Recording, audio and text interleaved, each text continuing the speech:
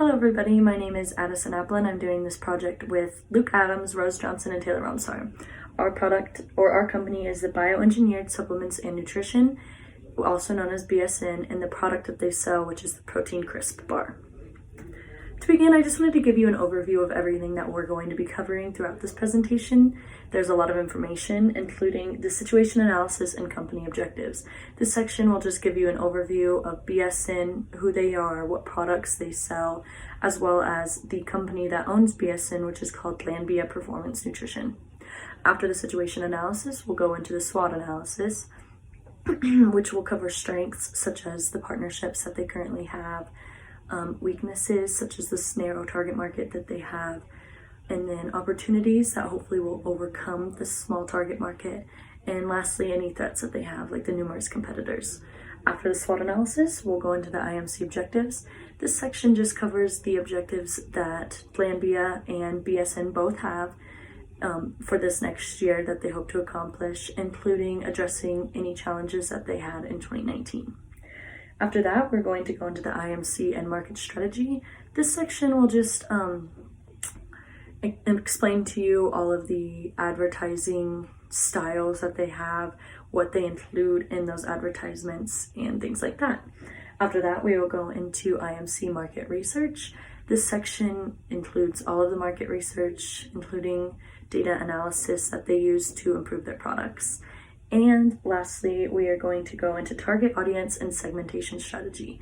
This section will explain in great detail all of the target market issues that they're having, as well as the packaging and how it appeals to certain people. So now I'm going to hand it off to Taylor, who is going to begin with the situation analysis and company objectives. Hi guys, this is Taylor and I will be going over BSN situation analysis and company objectives. Alrighty, so BSN is a supplement and nutrition company that produces our star player, the Protein Crisp bar. BSN is a global leader in sports nutrition and has several product categories such as protein, pre-workout and energy, recovery and performance, and merchandise that are all marketed through innovative partnerships. Alright, BSN was founded in 2001 by two bodybuilders from Florida. After many successful years of private ownership, Glanbia Performance Nutrition became interested in the company and actually acquired them in 2011. So Glanbia began as a milk and cheese processing facility in Ireland and has now grown into a leader in the performance nutrition industry. Glanbia's portfolio include brands that we all know like Isopure and Slim Fast and even like Think Thin. Alrighty, next we have their objectives. So what is BSN currently doing as a company? BSN is dedicated to producing cutting edge and result producing products. That's very important to them. BSN is committed to making better tasting, high protein products like the Protein Crisp bar. I think we all know when we've tried protein products that they can taste really like grainy or they have that really chalky taste, and BSN really focuses on its flavor and quality. The company wants to tap into broader markets in order to reach a variety of consumer types.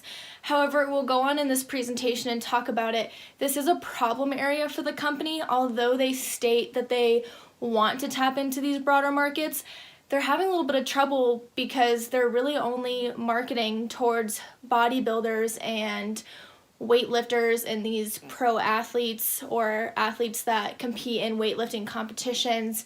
And it's a really narrow target market, and they're really not broadening it as much as they are wanting to, but we'll talk about that more as we go on in the presentation. Also, BSN ships its products globally through broadened distribution channels and unique partnerships. We'll also talk about that more in the presentation. Their partnerships include super famous bodybuilders that they actually have sponsored through social media and on their website. They also are doing a partnership right now with Cold Stone Creamery, the ice cream place, with some of their protein powders for their drinks, which is great. And then BSN's products appeal to customers through bright packaging and transparent ingredient labels. We'll also talk about that later. Their packaging is bright red. All of their protein ingredients, gluten, everything that's contained inside of that, even sugar, is broadly stated right on the front of their package. So everything's very transparent. All right, next we have the SWOT analysis. All right, so as we're looking at the SWOT analysis, BSN has great strengths. They also have few weaknesses, but they're really important to acknowledge with what's going on with the company and their production of Protein Crisp and other products. And then we'll also talk about threats and their opportunities. So strengths, like I mentioned before with global distribution, they're globally distributing to over 90 countries, which is amazing. They take that in full stride. A big part of that is from being acquired by Glanbia Nutrition. Absolutely awesome. They also do B2B and B2C sales, so you can go directly onto their website and buy whatever you want, and they also have literally a ton of stores that they list on their websites all throughout the globe where they're selling their products, and online distributors such as like Amazon or GNC. Super awesome. They also have those unique partnerships of bodybuilders and athletes, which is, again, great. You can find all of those on their website as well. Their sleek packaging and product design, like I mentioned before, everything is transparent on their packaging. It's that bright red, super appealing to the eye. Great strength. Partnerships with their Cold Stone Creamery is another strength that I mentioned also before. Again, like I said, that they focus on the quality of their protein and the taste, and partnering with Cold Stone Creamery has been awesome for them. It's a great way to advertise their great tasting protein powders. They also have a partnership with a celebrity chef called Aaron Sane. He's also a bodybuilder, but he promotes recipes using a lot of BSN's products that they post on their website. Great strength, great partnership. Also, their final strength is being owned by Glanbia Nutrition. That partnership and that, it's not a partnership, but that acquisition was great for them. After 10 years of that great success, I think the acquisition of Glanbia really took the company to the next level with how many connections Glanbia has. Next, we're going to go on to the weaknesses. So, as I talked about before, one of the problem areas with BSN is that they want to tap into these broader markets, but they're not being very successful at it, or they're not portraying that very well. So their company website, social media pages focus on that really narrow target market of very masculine, athletic bodybuilders. And so that's a big weakness of theirs, that they're not portraying what they're saying. Another one is that it portrays itself as very masculine, so females might feel as if that they can't relate to the company or buy the products because of how masculine their branding is. So another important weakness to acknowledge. Next, we're going to talk about opportunities. An opportunity, they could introduce new product categories besides their Protein Crisp bar, besides their powders, besides their drinks. Like right now, collagen supplements are really popular among women, and that's a great way to not only broaden their market and tackle that masculine problem that they're having and appeal to more female customers. Also, future partnerships with big name brands is a huge opportunity. They're already doing it with Cold Stone. They're already doing it with their celebrity chef bodybuilder. I only see it getting better from here with bigger partnerships. Also, they can sponsor more well-known athletes and social media influencers. This will also help broaden that target market because right now they're sponsoring athletes and bodybuilders that are known to only a small group of people. It's a really niche market, and I, as a woman that's active, isn't going to know every single celebrity bodybuilder out there. But let's say they sponsor, once in a lifetime dream, Simone Biles would really catch my attention as a consumer. So that's a great opportunity that they might have to reach into those other broader markets of athletes. Now we're going to go on to the threats. So, of course, a common threat between companies is current competitors and new entrants. The protein industry is a really big one, and they have a lot of competitors around them, and if someone were to come in that was even more innovated, big threat. Also, if BSN does not continue to innovate its product lines, they're going to find themselves falling behind other companies. I mean, companies are putting out the same products that they are, so they need to continue to innovate with those great tasting protein powders, those great flavors of the protein crisp bar, continuing to add those and those innovations, keeping them constant. Also, if bodybuilding one day and weight training became widely unpopular among consumers, that's a big threat because that's basically what their company was built on. Also, if the company ever gets bad press or has unsuccessful results that consumers then relate to others, big threat, because we all know that word of mouth gets around really bad, and if a consumer or a lot of them don't have a great experience or have bad results from their products, it's going to be a huge threat to their company. Also, the final threat that we have is if Glanbia's investors begin to dwindle, BSN could see the effects. Since Glanbia acquired BSN, a lot of that money, is all in that circle. So if something were to happen to Glanbia as the parent company, BSN and every single company in Glanbia's portfolio will see basically detrimental effects, and that's a big threat. So Glanbia needs to make sure that they're focusing on their profits and focusing on their companies and how those are going to get better. And that's it for the SWOT analysis. Okay, so now we're going to move on to IMC objectives. There are 3 main objectives that BSN and Glanbia hope to accomplish in the coming year. The first one is to address challenges from 2019. The second is to grow their leadership position in their market. And the third one is to develop talent, culture, and values in line with their growth ambition. So for number 1, in 2019, they struggled financially more than they had expected. They didn't get as many sales as they hoped, and so they want to improve that. And they have a couple ideas. They want to expand their market more internationally. They currently sell to 90 countries, and they really want to focus on the countries that they currently sell to but are not doing well in sales. And then they also are hoping to expand their target market into a wider range because their main target market is currently bodybuilders, and so they want to expand that into more people that just work out. So moving on from that, their second objective is to grow their leadership position in their market.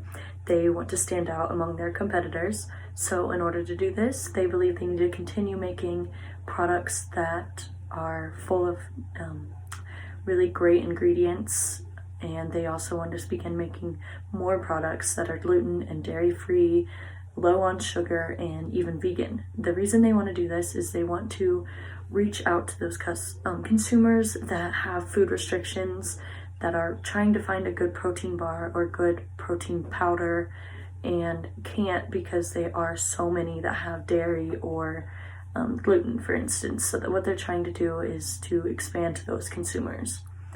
For instance, the product that we have, the vanilla marshmallow protein crisp bar, is the one we're working on, and it has no gluten and I believe is 2 grams of sugar. It's not vegan and it has dairy, but they are working towards products that are like that.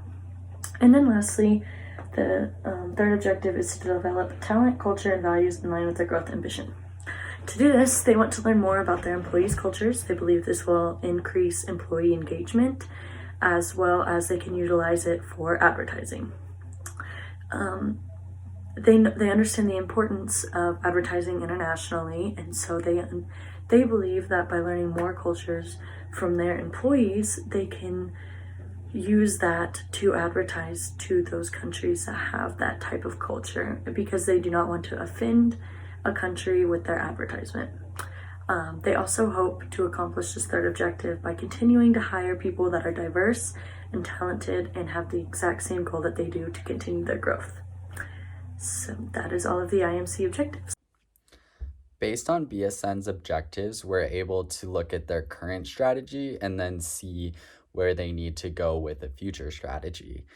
So their current strategy for marketing is they're basically just looking at male bodybuilders. There is some female representation, but I will get into that more during the target and segmentation.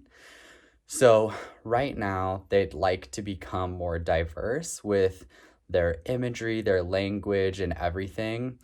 And I think that they can do this through having more female representation on the site. Right now, they just have mostly males, and the imagery is very like intense, and so are the words and phrases that they use. But they can cover this by doing it through their staff and their online presence. So I mostly looked at their website and their Instagram, which I think are probably the biggest marketing devices that people use right now. And basically, my strategy that I think they should use is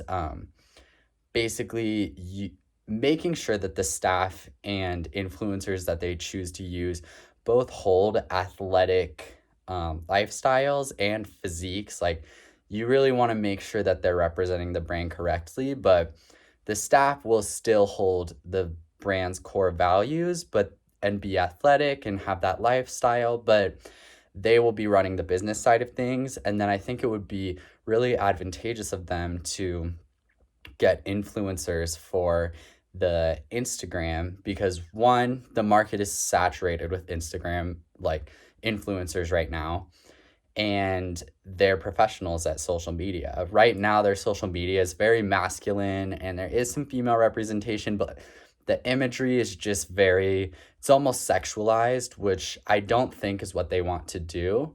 So they can change this by becoming more gender neutral through their branding and the photos and everything that they use. They can take away like all the red colors and maybe do like a blue or something, or even a purple. I don't know what they would like to do, but I think just repositioning and demasculinizing what they currently have for their branding and strategy would be really helpful for the future of the BSN company. Hi, my name is Rose, and I'll be doing the market research portion of our project today for BSN Protein Bar Crisps. So first I'm going to start off with geographics. So right up here at the top, you can see that BSN is actually present in over 40,000 retailers in the US and then also worldwide, and has a presence in over 90 countries worldwide as well. And so they really are looking to reach not only US but also go internationally. They're a huge company. That is one of the advantages of this company and of these protein bar crisps, which I'll get into a little bit later. But it is that they're very well known, and a lot of people within the community that they're targeting already know of them, and so that's kind of a way for them to have a trusted audience as well. The second thing down here is psychographics. So who are they trying to target? What types of people are looking for BSN protein bar crisps? A lot of weightlifters and a lot of bodybuilders. That is kind of what is featured on their site. That's what those protein bars descriptions would naturally target, and a lot of people who are attracted to this brand and to this type of product. The next one is athletes or other serious workout or people who do work out, those who are in sports, things like that. These are really used to replenish, especially the protein bar crisps are used to replenish energy. And so after a workout, you should be able to just eat one of these protein bar crisps and then feel re-energized after that. Also just targeted towards people who want a healthy lifestyle and also are very nutritionally conscious. These bars are very healthy. The nutritional facts on the back, low sugars, low fats, high in protein, things like that. So maybe instead of after a workout, you eating something with high carbs that's not very good for you and not going to fuel your body in a longevity type of way, these are a very good option for those who are health conscious and love to do workouts. The next thing over here is the current efforts. And so they have most of their products that are focused towards either pre-workouts or post-workout. So pre-workout would be to get that energy, and then post-workout is to gain that energy back after exerting it during your workout. The next thing that they are doing, they do diversify their products. specifically with the protein bar crisps, they diverse the amount of flavors that they have. So you have anything from chocolate, marshmallow, vanilla, peanut butter, toffee nut, all different types of things. So maybe if a consumer doesn't really love the taste of maybe the bland vanilla, or even kind of the stereotypical chocolate, they can lean more towards something else that maybe is something they would eat outside of a healthy option. So for example, toffee nut is a candy, but if you kind of pair that with a nutritional thing, you can still enjoy the flavor while also being healthy, which is awesome. The next thing here is that they attempt to target all audiences. So like I said before, a lot of the people who are naturally gravitated towards BSN and these protein bar crisps are those who work out a lot and who are very intense in their workouts. However, they're trying to extend that to an overall audience, kind of targeting anybody who wants these bars as a healthier option or who wants to change their lifestyle to be a little more health conscious. They're trying to extend that. And then the next thing is that they do have B2B and B2C sales. So B2B being business to business. So BSN does distribute and sell to other businesses, as I had said before, over 30,000 or 40,000, I apologize, around the nation and internationally, which is just awesome. And then they also have B2C. So with BSN's website, you can just type that into your search engine, go BSN, and on there you can actually buy them by the box. So customers can come on there and just buy them themselves in bulk if they would like to, or they can go to many different types of distributors and retailers around the US and around the globe to get those as well. And then the next thing here is the current research and analysis efforts. So on BSN's website, you can actually see on their About page that they do use customer information for market research and analysis. First, they say that it's used for advertising and promotional efforts within the business, which does make sense. And then they say that they also give that to a third party as well. And we can only assume that that's another market research and analysis company that they would use to see where they could target their products, who they can target next, and maybe where their brand needs to go. This next page over here talks about the protein crisp market. So the first thing we have on here is that there are a lot of companies that have very similar products and very similar flavors to BSN's protein bar crisps. A lot of competitors aren't just sticking with the vanilla and chocolate, they're expanding beyond that as well. So that could be a potential threat and probably is currently for the company. The next one is the similar ingredients and nutritional value. So like I was talking about, on the back of that nutrition bar gives all the nutritional facts. A lot of other companies with the same type of bar have those exact same qualities to them. So low fats, high in protein, low carbs, things like that. They're very nutritional. And then the next one is that there are many competitors. We just have a few up here. So the first one being ON and the second being Snap. Protein as well as so many others. So the protein bar market is kind of saturated and it's more of a how well known are you type of situation. So my recommendations to them would be to set the company apart in some different type of way, whether that is celebrity promotions, whether that is expanding beyond protein bars and maybe making it even more of a market where you can have maybe desserts, breakfast foods, things like that, kind of even further diversifying themselves from other companies. And then the last one here is to create or rebrand their products to target those who aren't very intense workout people or who are in a lot of sports or aren't intense athletes and things like that, just to target them. So thank you. So for the target audience and segmentation strategy, this whole bit very much piggybacks their current marketing strategy. I mean, I think they kind of go hand in hand, but their primary target audience right now is male bodybuilders, and you definitely get that feeling from all their imagery, how their website is. There's like intense, punchy phrases that are basically just slogans that go with the classic workout phrases. Like they have an example on their website that is feast mode, and it's supposed to play on beast mode. So yeah, that's kind of where they're definitely showing that the male bodybuilder is their target audience. They also don't have many different types of physiques. All the males and females have bodybuilders have very structured muscles and they show intense workouts, but Moving on to the secondary target audience, it is females, but it's barely represented. Like, there's an athletes page on their website, and only 3 of the people on the athletes page are female. And I think that should definitely change moving forward. But, and something that they're lacking, because they're really pigeonholing the whole company into this corner of male bodybuilders. And maybe that was popular in the early 2000s when there were a bunch of home workout programs and like everything was very intense, but people are looking for more gender neutral brands now, because they're basically deterring females from even going towards and purchasing their products. So their segmentation portion of their brand and website and Instagram is definitely just directed towards athletes, people who want intense workouts with recovery and still have like a filling. Like the protein crisp is the bar that we're focusing on, and this bar is used as a protein bar, but they also want it to be filling and help them after their workout so that they can recover quicker and continue to build muscle. So moving into the future segmentation, they definitely, just like the marketing strategy, need to have more female representation. I would even encourage them to kind of rebrand and choose different colors, different language, make it more neutral and not as intense and in your face, because that's only going to attract a certain type of athlete. And based on their objectives, they want a more diverse market. So they definitely should do gender neutral packaging, imagery of more women on their website and their social media, and basically more prominent functions of their products as well.